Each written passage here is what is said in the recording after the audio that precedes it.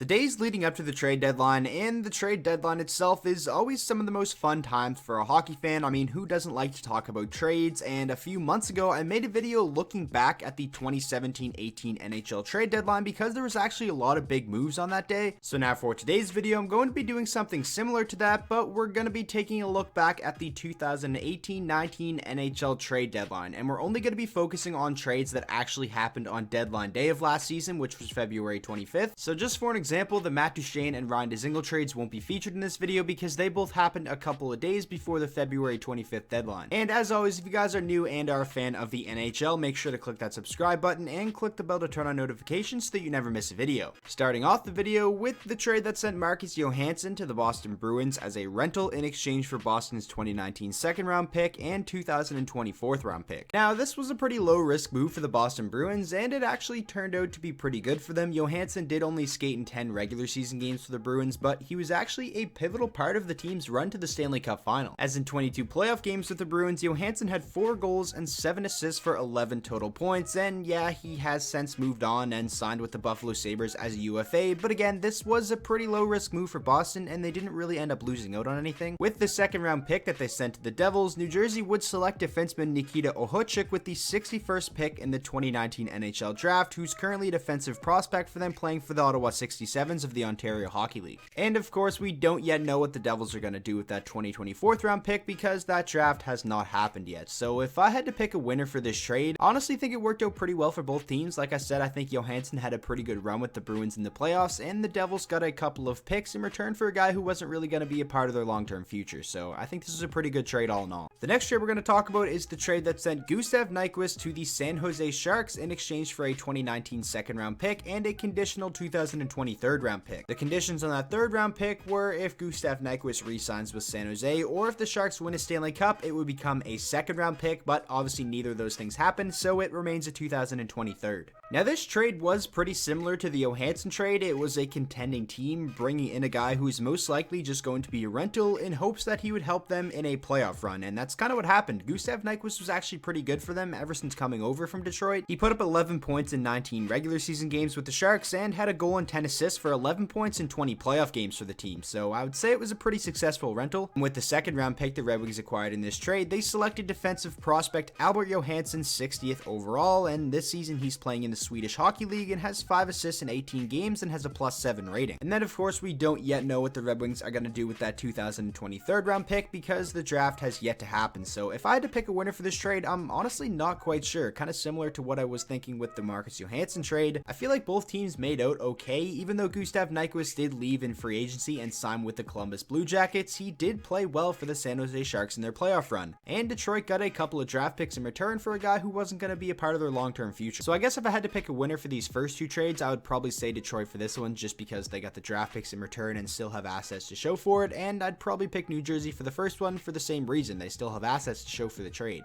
Moving on to the next trade, we have the first of 2 Nashville moves I'm going to talk about in this video, and this one was the trade where they acquired Wayne Simmonds from the Philadelphia Flyers in exchange for Ryan Hartman and a conditional 2020 fourth round pick. The conditions on that fourth round pick were if the Nashville Predators won a round in the playoffs, then it would become a third, but they were bounced in the first round to Dallas, so that pick remains a 2024th. And this honestly might be one of those rare cases where both teams actually lose a trade, because Wayne Simmonds was brought in by Nashville to be a veteran presence and hopefully lead them deep into a playoff run as like a rental, but he really didn't play well for Nashville at all since coming over from Philadelphia. In 17 regular season games with the Preds after the trade, he had a goal and 2 assists for 3 points, and he only played in 2 playoff games with the team and didn't put up any numbers at all. And then Simmonds would eventually sign with the New Jersey Devils in the offseason for a 1-year deal, so the Nashville Predators really didn't get too much out of Simmonds at all. And then when you look at Ryan Hartman's short-lived stint in Philadelphia, he played 19 regular season games after the trade, did have 6 points, so I guess he played a little bit better with them than Simmonds did with the Predators. But then this past summer, the Flyers would trade Ryan Hartman for Tyler Pitlick, so I guess the Flyers kind of got Tyler Pitlick in a 4th round pick for Wayne Simmonds. So picking a winner for this trade, I'm honestly not quite sure. Like I said, I don't really think both teams came out on top of this deal. I guess I'll pick Philadelphia as the winners because they do still have Tyler Pitlick, and you never know, maybe they could get a steal with that 2020 4th round pick, but I definitely wouldn't count on it. Neither of these teams really got too much out of making this trade.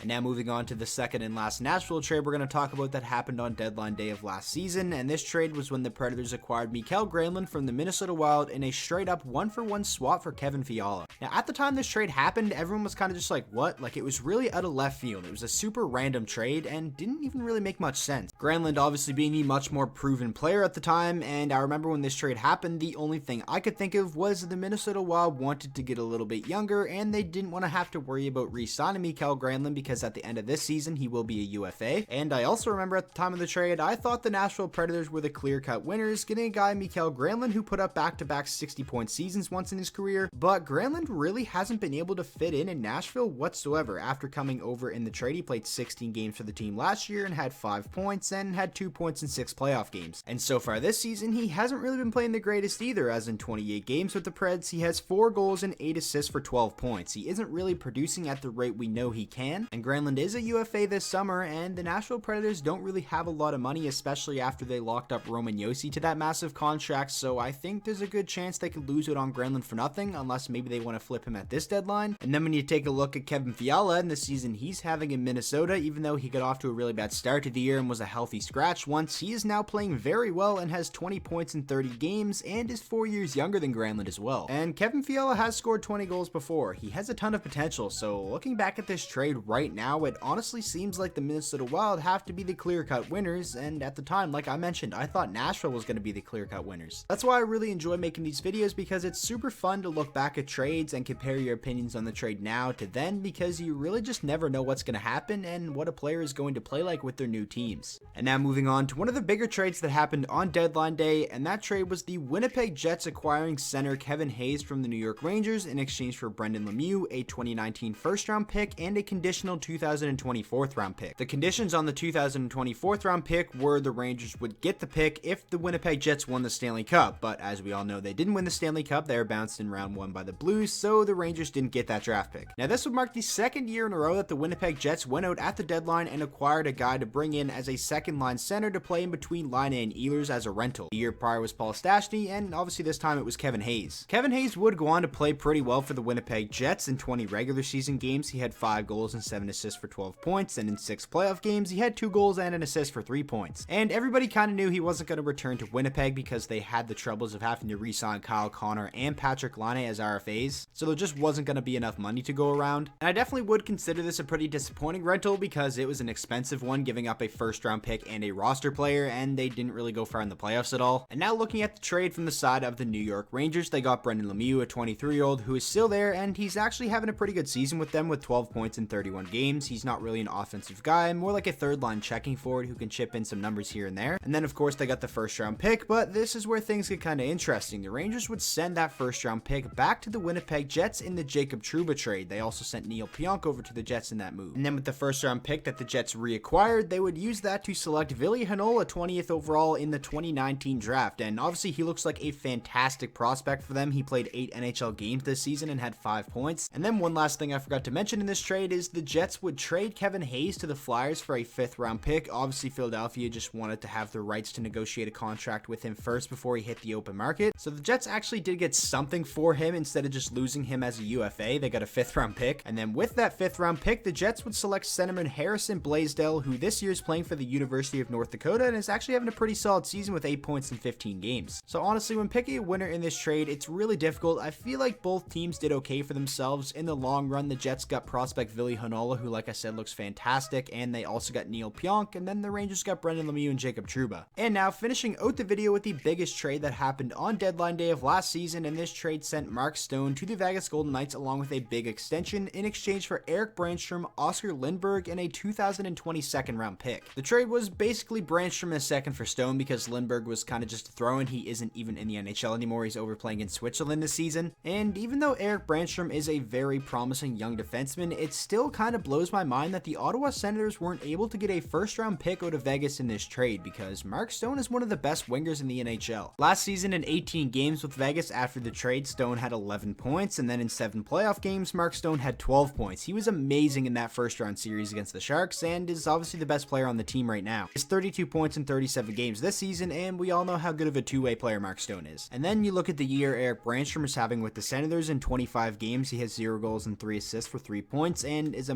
-8, but obviously still a very young defenseman on a bad team. We didn't really expect him to light it up, but I still just can't help but think that the Ottawa Senators should have got a little bit more for Mark Stone, and this wasn't even a rental. Like I said, it came with a big contract extension for Stone in Vegas, and it's not like Mark Stone is very old either. He's 27 years old. He's still in the very midst of his prime. Obviously, Ottawa still does have that 2022nd, and you never know, they get hit really big on that draft pick, but I wouldn't count on it, and looking back at this trade right now, I think Vegas are the clear winners. So that is going to wrap up today's video. I really hope you guys did enjoy. Make sure to let me know down in the comment section below if you guys want to see more videos like this, or if you have any suggestions on any other videos I should make. And with all that being said, thank you guys so much for watching today's video. If you did enjoy, please make sure to drop a like on it and subscribe to the channel for daily NHL content, and I will see you guys all in tomorrow's video.